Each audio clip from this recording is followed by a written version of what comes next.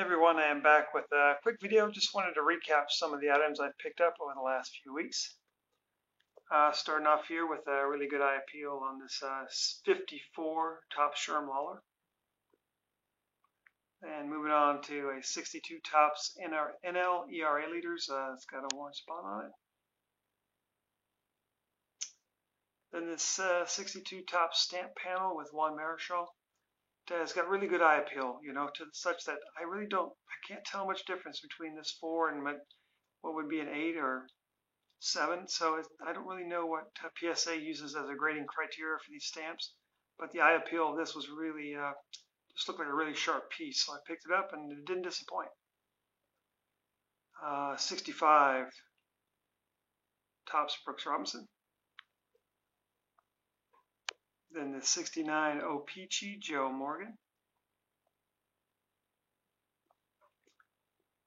And something that's a little bit more out of a difficult piece, these Topps 4-in-1s from 1969.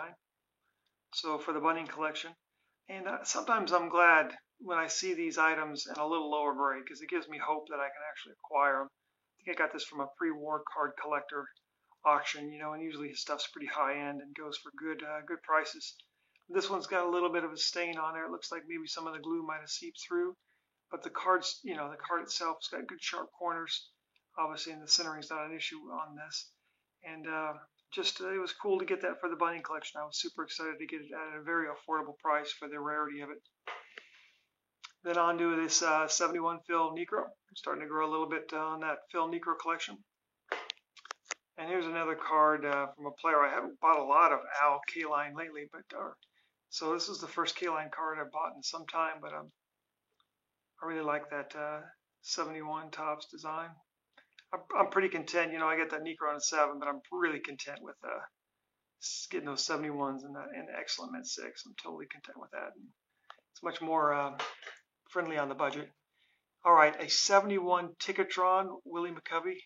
This is an interesting piece.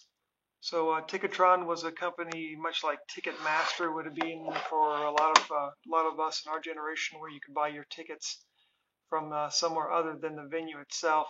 So you look at it here, you'd call the number and then go up to an outlet and pick up, and it has all the home games for the Giants for 1971. I think the Dodgers did a series on this as well. And if you're, I like Willie McCovey a lot, so I try to collect his stuff. And anytime I see a rare piece, and I try to get it. And it wasn't that expensive. I think this was a pre-war card collection auction as well. And this one in a Willie Mays, and I bought this one. The Willie Mays went cheaper than this, but there's a lot more of the Willie Mays. They were both 4s. All right, down here it's a 72 Lou Brock and a 6. Once again, with prices being what they are, I'm a little bit more willing to bid on these 6s when normally a 7 is the standard for me. And then these Kellogg's cards hold up very well. Once again, it's hard to really tell the difference between the 7 and 8 or 9 sometimes. But these both look really sharp, and the 8 and a 9 for the Catfish Hunter and the Brooks Robinson. Another cool item from my Rod Carew collection is 75 Hostess. It's just excellent mint 6, but what I look at is about the lines right here. So you can see how it was poorly cut. So if that's the reason it's getting a 6, and the card is immaculate inside the dotted lines, and you have all the dotted lines, I don't see what the risk is in snatching this up. Somebody's preserved the card quite well, but really, in my opinion, deserves to be graded on the inside of the lines and not the outside that could ultimately be trimmed by somebody else.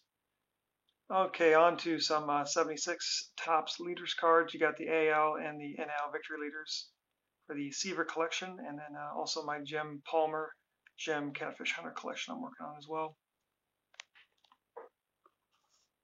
Then this 84 Raleigh Fingers card. I was looking at the back of this card, and I guess Raleigh Fingers won the Cy Young and the American League MVP back in 1981, and he pitched less than 100 innings. It's like that's efficiency to play that few innings and still win all those awards. So he had a great year. I think he had like a 1.04 ERA or something. But just a cool little card from the 80s. That's all I got, everybody. I hope you enjoyed the video. I'll talk to you again later. Bye.